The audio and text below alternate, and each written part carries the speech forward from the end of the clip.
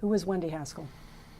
Wendy was a very good friend of mine. Moon admits a relationship with his accuser, but he describes it very differently. We were both kind of at the same place in our lives where I was coming out of a divorce and she was coming out of a long-term relationship. Congratulations on a great game. This video is from Wendy Haskell's professional webpage. So are all of the images of her. She's trying to establish a career as a sports reporter, spokesperson, and personality. Moon to the air, lops it up with a touchdown, Webster Slaughter. Warren Moon is a legend at the University of Washington, the Canadian Football League, the NFL. He says they met about 2 years ago at sporting and charity events and got very close. We enjoyed being around each other. We had a lot of the same friends. We enjoyed the same type of music, going different places. A very, very, friendly relationship. It was a platonic relationship. It was platonic. Very platonic, but close, very comfortable. We felt comfortable with one another. He says when they were just friends, they would go to events together, would often share a room, share a bed, but he says that was all.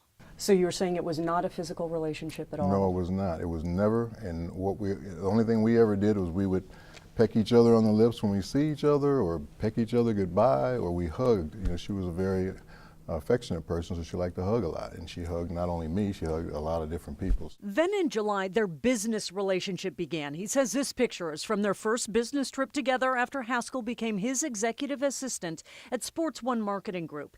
He says he was trying to help her get into the business. The mistake I made and the mistake we made was we never changed the way we did things once she became my assistant. Moon says they continued to share a bed on business trips, but he insists he never forced himself on her in any way. Haskell's lawsuit tells a very different story. It gives a laundry list of bad behavior of a controlling and abusive employer. She says you made her stay in hotel rooms with you. No. You made her allow you to have access to the bathroom when she was using it, including when she showered. Right, no. You required your approval for anything she wore. No. That you took pictures of her in different stages of undress.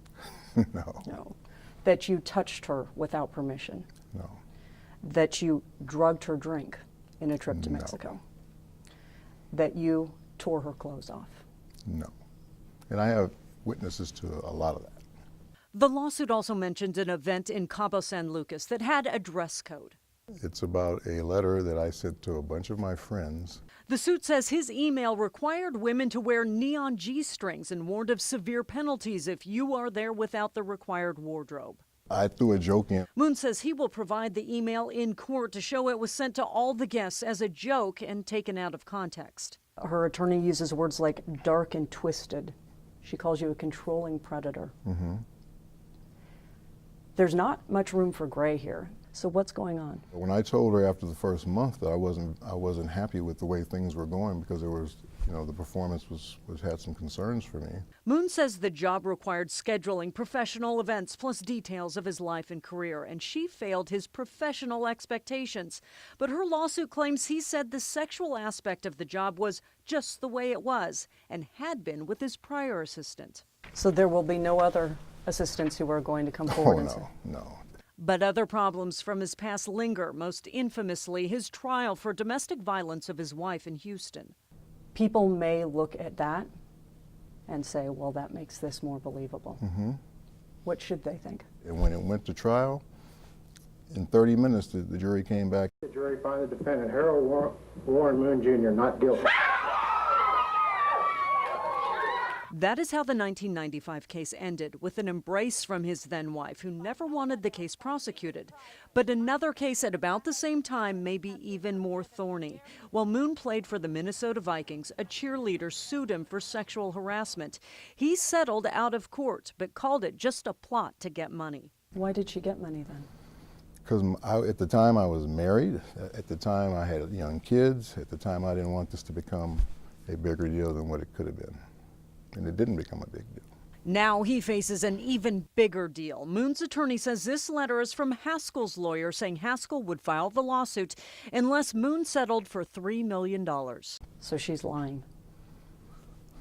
You can call it what you want. He is called a legend. He's got a Rose Bowl victory, 9 Pro Bowls, a gold jacket.